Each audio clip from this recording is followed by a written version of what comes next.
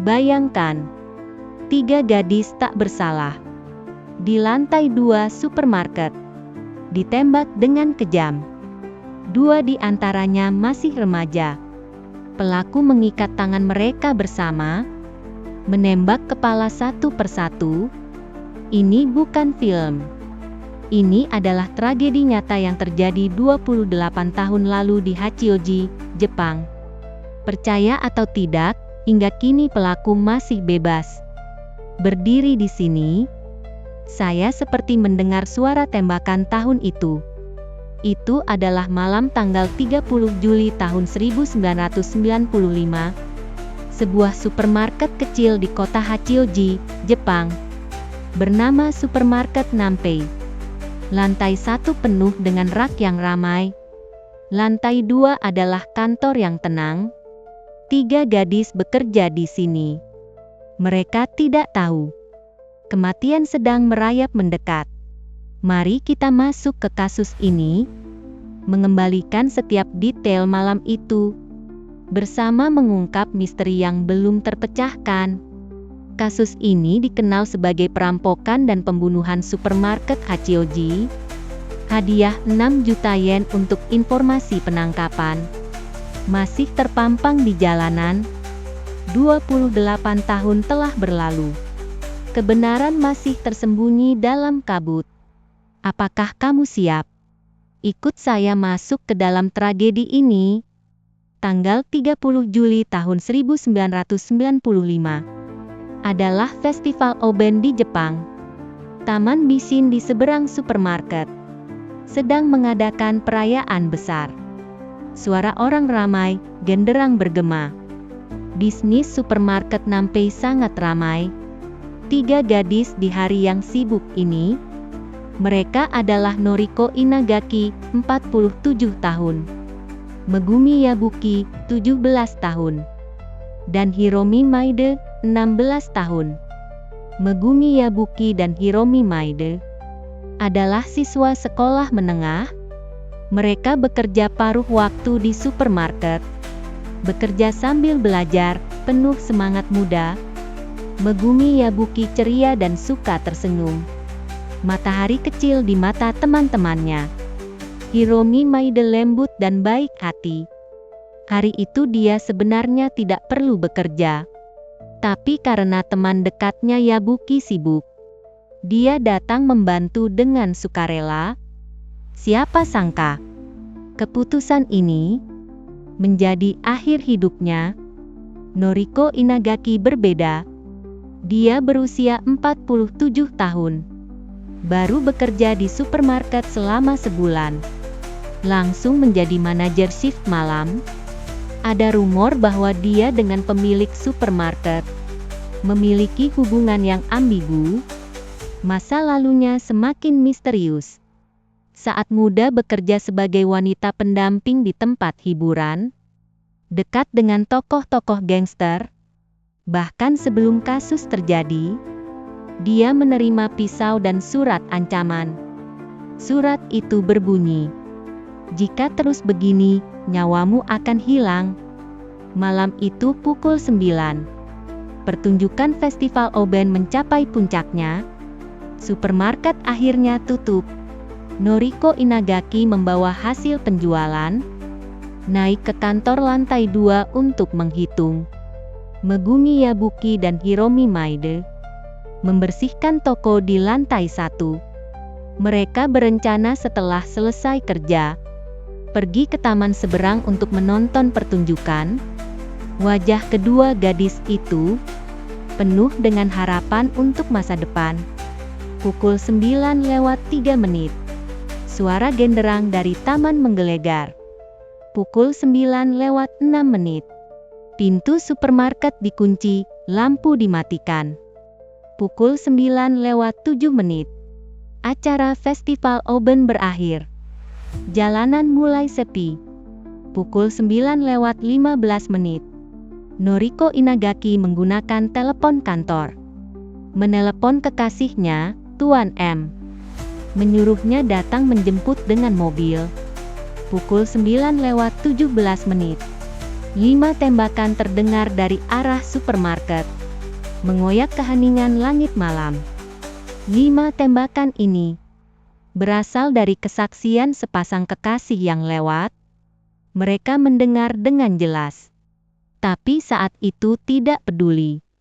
Pukul 9:20, Tuan M mengemudi ke bawah supermarket. Dia menunggu dan menunggu, tapi tidak melihat Noriko Inagaki turun. Dia tidak naik untuk mengetuk pintu, melainkan langsung mengemudi ke kedai minum yang sering mereka kunjungi. Mengira Noriko Inagaki mungkin pergi ke sana duluan. Pukul 9:45, Tuan M sampai di kedai minum, menemukan bahwa Noriko Inagaki tidak ada. Dia membuat keputusan yang aneh. Dia mengajak pemilik kedai minum untuk kembali bersamanya ke supermarket. Pukul 10 tepat, mereka kembali ke bawah supermarket. Tuan M masih enggan naik, menyuruh pemilik kedai naik sendirian untuk memeriksa. Pemilik kedai mendorong pintu lantai 2, menemukan pintu tidak terkunci. Di dalam gelap gulita, dia merasa takut, tidak berani masuk lebih jauh, hanya bisa kembali. Akhirnya, Tuan M dan pemilik kedai naik bersama. Saat menyalakan lampu, mereka terkejut dengan pemandangan di depan mereka. Noriko Inagaki bersandar pada brankas, ditembak di dahi. Kulitnya terbakar oleh bubuk mesiu. Megumi Yabuki dan Hiromi Maide, tangan mereka diikat dengan selotip. Mulut mereka juga disegel. Kepala masing-masing ditembak sekali, tergelincir di genangan darah. Sudah tidak bernapas. Pemandangan ini membuat bulu kuduk merinding. Tuan M dan pemilik kedai ketakutan hingga kehilangan nyawa.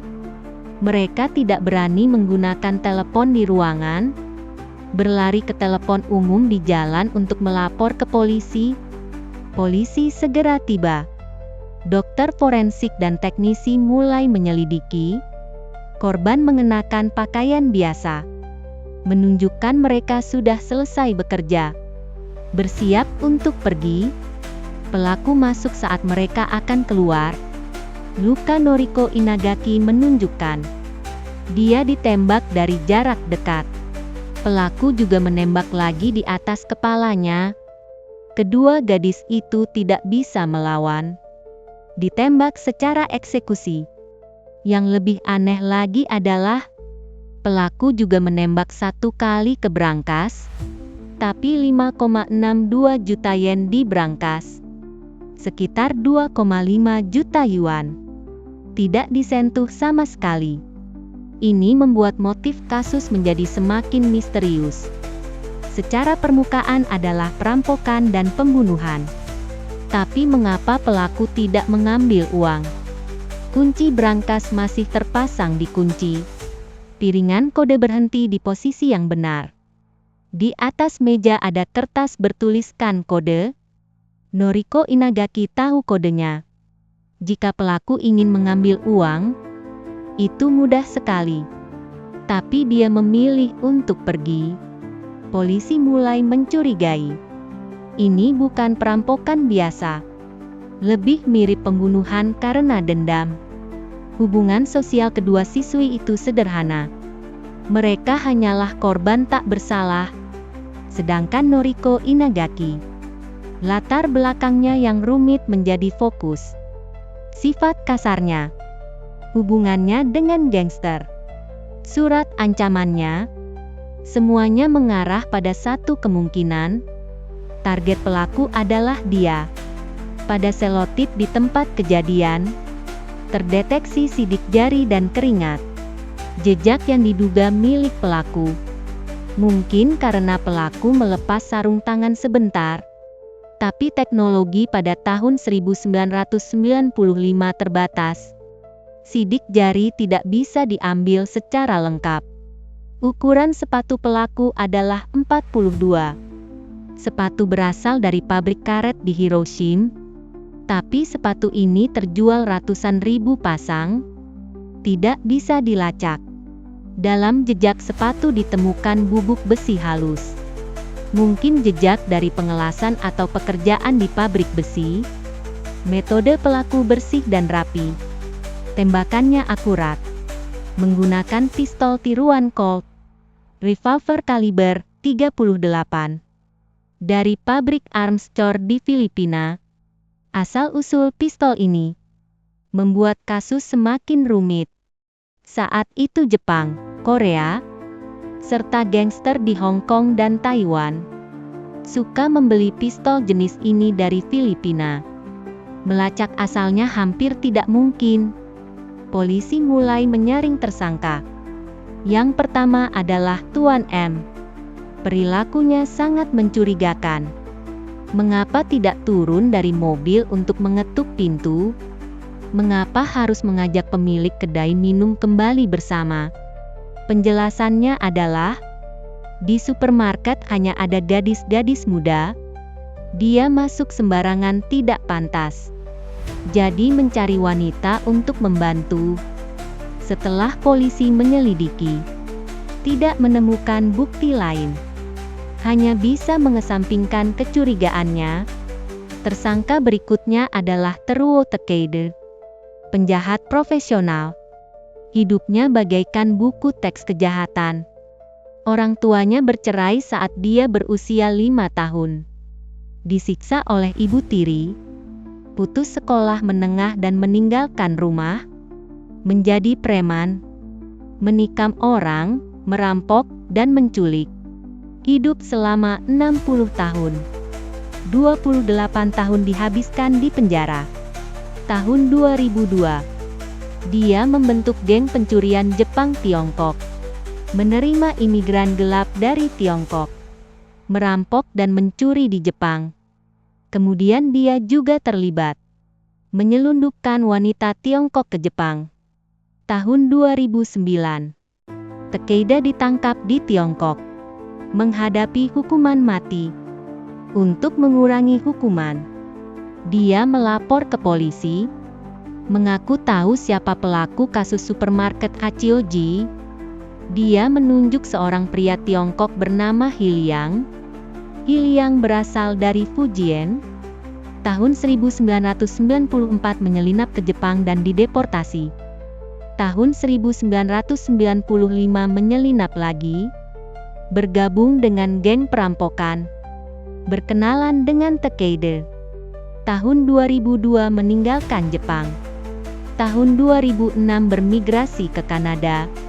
Polisi Jepang mencoba mengekstradisi Hiliang, tapi Kanada tidak setuju.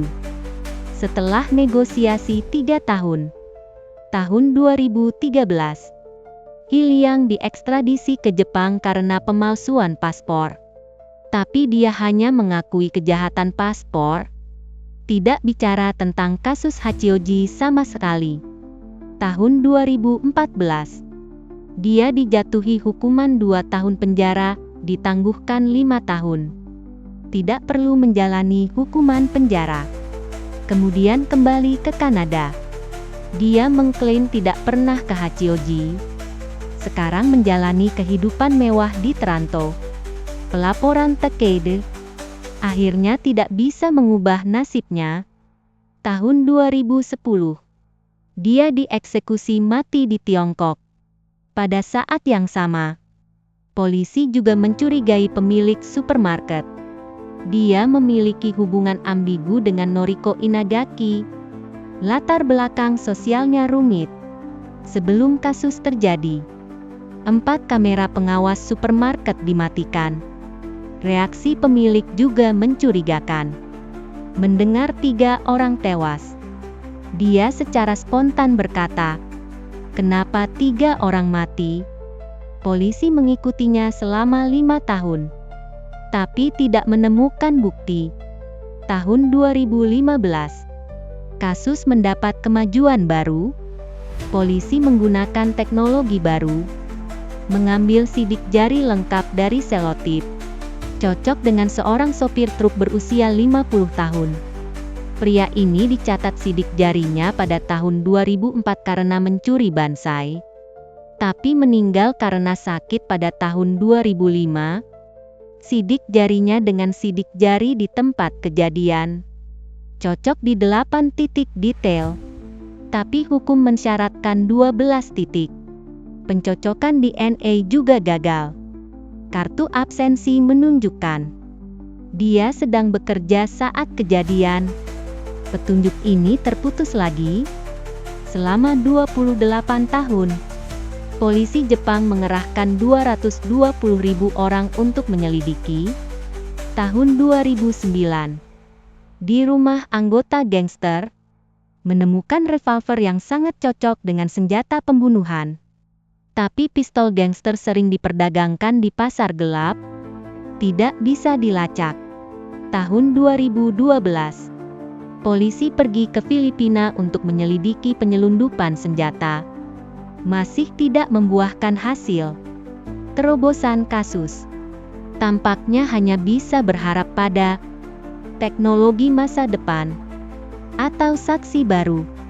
Orang terakhir yang melihat korban adalah sepasang suami istri. Mereka pada malam kejadian pukul 20.56 berbelanja sebelum supermarket tutup.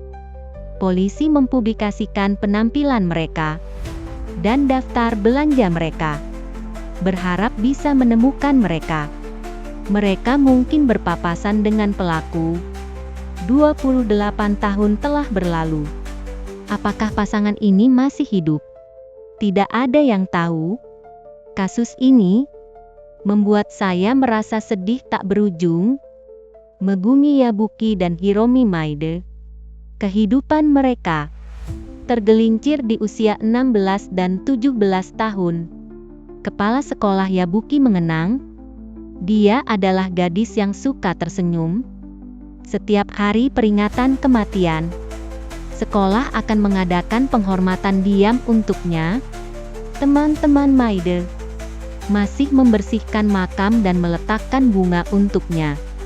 Masa muda mereka seharusnya sedang mekar, tapi direnggut dengan kejam oleh pelaku. Kisah Noriko Inagaki juga membuat orang merasa sayang. Masa lalunya rumit, tapi apakah dia pantas mendapat hukuman? Tidak ada yang bisa memastikan kebenaran kasus ini. Mungkin selamanya terkubur dalam debu waktu, tapi saya percaya keadilan mungkin terlambat, tapi tidak pernah absen. Menurutmu siapa pelakunya? Tuan M, Iliang, atau sopir truk? Silakan bagikan pendapatmu di kolom komentar. Jangan lupa berlangganan. Sampai jumpa di episode berikutnya.